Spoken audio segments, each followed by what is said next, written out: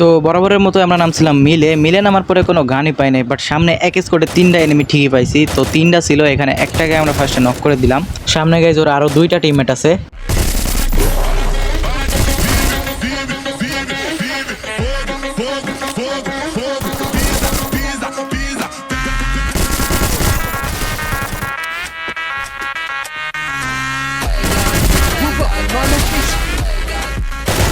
তো এখানকার 3টা এনিমি শেষ। এখন আমরা চলে যাচ্ছি সরাসরি পিকে, বাট পিকে যাওয়ার পরে গাইজ আমাদের সামনে পড়ে যায় ফুল একটা স্কোয়াড। তারপরে দেখো কি হয়।